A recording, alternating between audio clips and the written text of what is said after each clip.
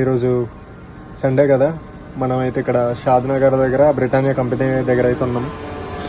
బండ్లు అయితే mutton cook చేసుకోనికి అయితే మొత్తం రెడీ చేసిన, చూసారు కదా ఇదంతా మొత్తం రెడీ చేసిన, కట్ చేసి ఇప్పుడు మటన్ కుక్ చేద్దాం ఫ్రెండ్స్. ప్యాన్లోకి ఆయిల్ తీసుకొని ఆనియన్స్, పచ్చిమిర్చి ఫ్రై చేసుకుంటున్నాం. ఇది రెడ్డిష్ బ్రౌన్ కలర్లోకి వచ్చే వరకు ఫ్రై చేసుకోవాలి. వచ్చినాయి కదా ఫ్రెండ్స్ చెప్పిన. ఇప్పుడు మటన్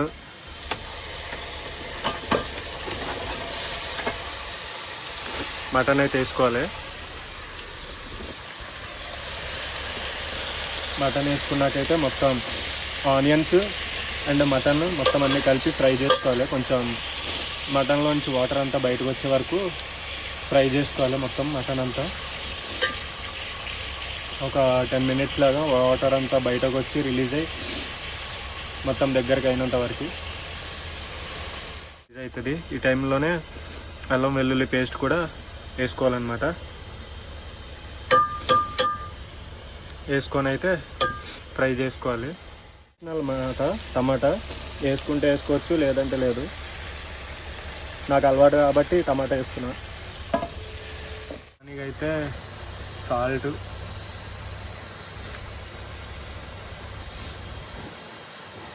ఇంకా మిర్చి పౌడరు,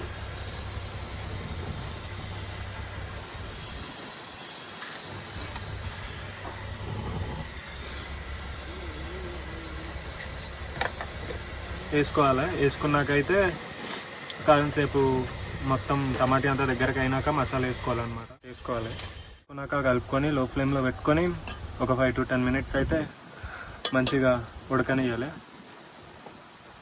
మొత్తం గుజ్జులాగా అయినాక దగ్గరికి ఇందులో అయితే మొత్తం మటన్ ఉడకనికి అయితే వాటర్ తీసుకోవాలి. ఎంత సరిపోతే అంత వాటర్ తీసుకోవాలి. అండ్ మీకు ఎంత గ్రేవీ కావాలంటే దాన్ని బట్టి వాటర్ తీసుకోవాలి. మటన్ అయితే ఉడుకుతుంది. లాస్ట్ స్టేజ్ వచ్చినప్పుడు మన ఆప్షనల్, పులుపు కావాలంటే పులుపు వేసుకోవచ్చు. ఇప్పుడైతే మనం చింతపండు పులుపు అయితే వేసుకుంటున్నాం. పులుపు వేసుకున్నాక మొత్తం దగ్గరికి మనకి నచ్చినంత వరకు గ్రేవీ ఎంత కావాలో అంతవరకు ఉడికించుకోవాలి. ప్రిపేర్ అయిపోయింది. లాస్ట్లో కొత్తిమీర వేసుకొని అయితే ఇక సర్వ్ చేసుకొని ఎంజాయ్ చేయడమే మటన్ కర్రీని.